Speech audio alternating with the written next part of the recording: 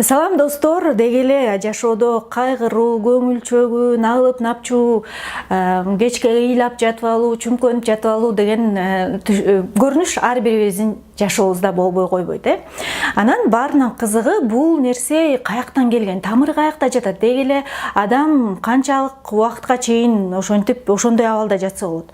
Албетте мен муну менен биз робот эмеспиз. Биз ыйлай турчу учурубуз болот, кубана турчу учурубуз болот.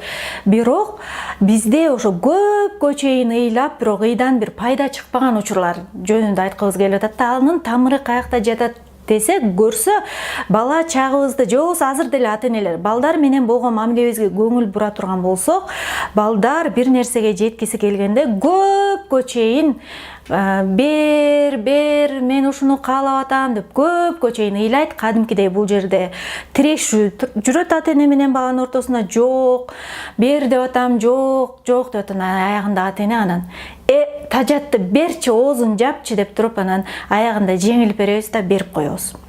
Анан бул нерсе албетте биз балдарыбызды сүйөбүз, көпкө ыйласа жүрөгүбүз чыдабай кетет, бирок өкүнүчтүүсү биз кийинки чоңойгон жашоосуна бир подсознательно аң сезиминде бир туура эмес түшүнүктү сиңирип коебуз да.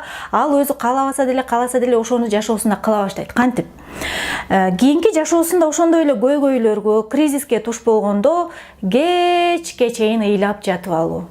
Бирок бул учурда тилекке каршы канчалык жылдап ыйлап жатабы, айлап ыйлап жатабы, жумалаппы, суткалаппы, айырмасы жок. Бирок баягы бере салчу, мейличи эми аягында деги алчы деп бере койчу эч ким болбойт. Чоңойгон адам өзүнүн көйгөйүнө өзү жоопкерчиликти алыш керек, өзүнүн чечимдерине өзү жооп бериш керек дегендей. Ошол себептен урматтуу ата-энелер, балдарды тарбиялап атканда акырына чейин туруктуулук менен жок десек жок, ооба десек ооба болуш керек.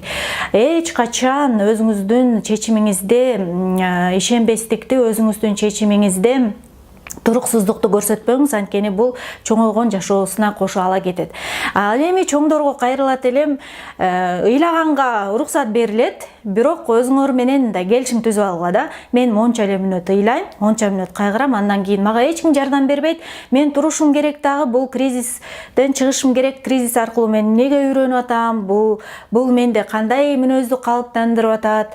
Бул болбосо менин жашоомдо кандай позитивдүү өзгөрүүлөр болмок эмес дегендей позитивдүү жагынан карасаңыз, ыйлап кечке налып напчы отура берүүнүн эч пайдасы жок. Андыктан тезирээк өзүңүздү колго алып, жашты сүртүп туруп, анан кыймылды баштаңыз.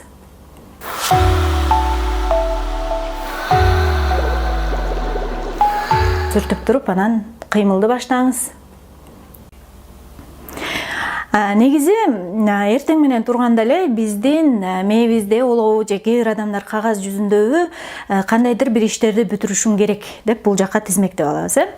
Анан ошол ишти бүтүрбөсөм, мен анда сейил атым өтсүн, же болбосо ошол ишти бүтүрбөсөм, анда мен бүгүнкү күнүм жемиштүү болгон жок деген сыяктуу нерсе менен жанталашып тизмедеги иштерди кыла баштайбыз.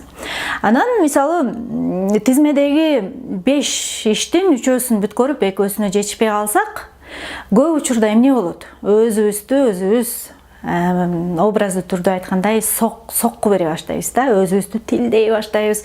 Карачы, кылбай калдың, жетишпей калдың, ушинтип ойлоп басып жүрөсүң, анан ушинтип атсаң эмнеге жетишмей элең, деги ушундайсың, билбейм, ар түрдүү сөздөр менен өзүбүздү тилдейбиз. Бирок ошол учурда чакырат элем бир саамга токтолуп, аткарылбай калган 2 ишти жылдыра туруп, аткара турган 3 ишиңиз үчүн өзүңүздү мактадыңызбы? Ойлонуп көрсөңүз. Мындайча айтканда, сиздин денеңиз сизге эртең менен турганда жаңы күч, жаңы дем менен сиздин бүгүнкү иштериңизди аткарганга мындай кызмат кылып берип атты да. Анан байкуш денебиз тизмедеги 3 ишти кылып бүтсө дагы, ошо кылып аткан иши үчүн мактабастан кечинде кайра ошо денени сабап киребиз. Ар кандай сөздөр менен, анан эртеси ошол денеңиз сизге кызмат кылууга канчалык деңгээлде даяр болот.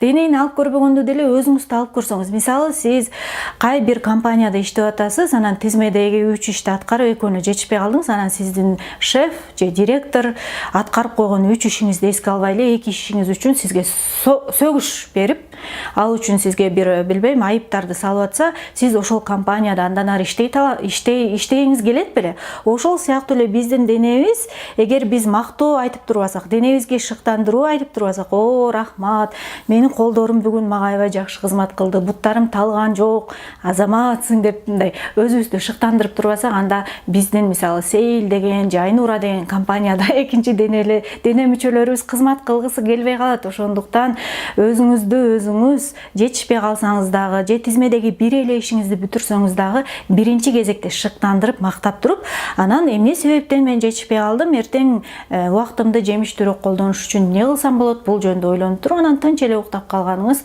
көбүрөөк сизге эртеңки күнгө күч, кубат, энергия берет.